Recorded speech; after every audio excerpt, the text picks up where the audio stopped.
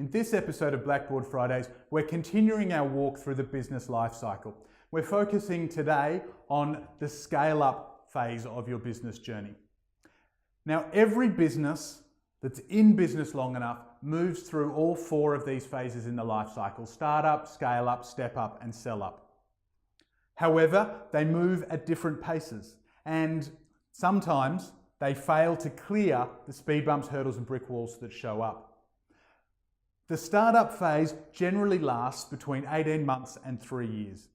The scale-up phase can last as long as a decade, and it's a good place to be. If your business is in the scale-up phase, if you are a growth or fast growth business, this is a great time to be in business. You want to make sure you're implementing these strategic priorities to help you get there. If you're selling to clients who are in this phase, understand how they're feeling. They've got more money, more profit, more time than at any other phase in the journey. They can be great customers because they're not going to quibble over price. However, they can be difficult customers because they don't necessarily feel that they need whatever it is that you have to sell. While I work with a lot of clients who are in that speed bump point between a startup and scale-up, I personally don't get a whole lot of clients in the scale-up phase who go, "Hey, we're growing really fast, let's talk to a business advisor." Understanding where your ideal clients sit on this journey can help you focus your marketing and sales efforts more profitably. So if you are a business in scale-up, what's the journey that you're going through? Well, you remember we left you at the end of startup feeling confident.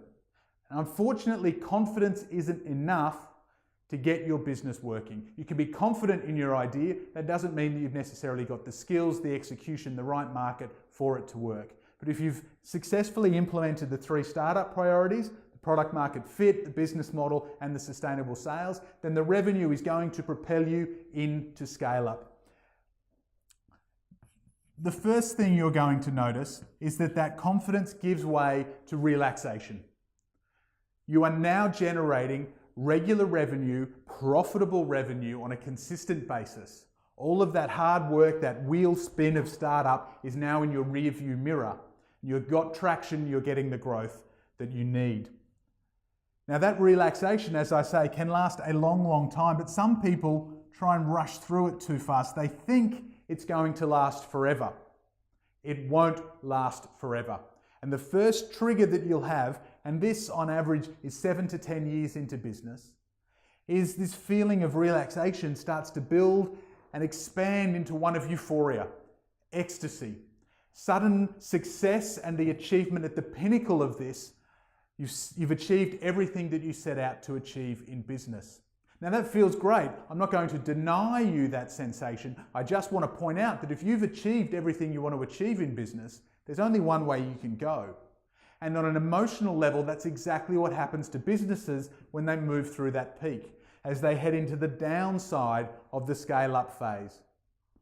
Now remember, the top and the bottom conversations here are around energy, profitability, not necessarily revenue. And sometimes businesses, while profitability and energy is dropping, continue to grow on the top line. They don't even recognize what's going on. And the feeling I hear most is frustration, which can give way to stress, a real pressure on you as the business owner to keep the business growing, even though it's not giving you anything anymore. So what do you need to do as a business owner?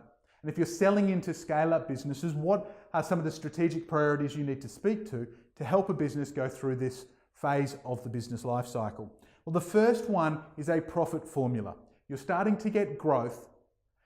You're starting to turn a business from one where you've got to push for every last thing into a freight train that runs under its own steam. But the challenge is it can take over. Suddenly your business can be running you. Uncontrolled growth is generally a sign that profit is being left on the table. How clear are you about things like your fixed costs, your variable costs, your break-even point, your cash break-even point? Your accountant is your friend through the scale-up phase of the business life cycle, getting you clear on making sure you're profiting as much as you possibly can. 2, you need a growth plan.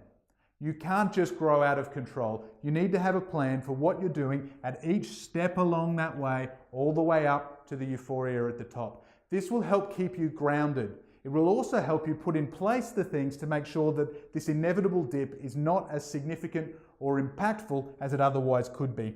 And the third thing to really focus on, especially in the early phase of the scale-up cycle, is the team culture. This surprises some people who wonder why I don't talk about building a culture in startup. You do build a culture in startup, but it's built around you and it's easy.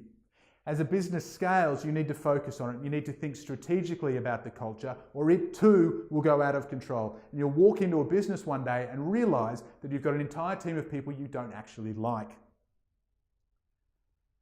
The downside, that frustration, it isn't actually inevitable. Less than half the businesses that start in Australia actually make it to that point in the business life cycle. If you have made it there, congratulations. In next week's episode, we're going to talk about what you can do to minimize the impact of that brick wall and help make sure that your business doesn't fall over just when its success is at its greatest point. I'll see you next week.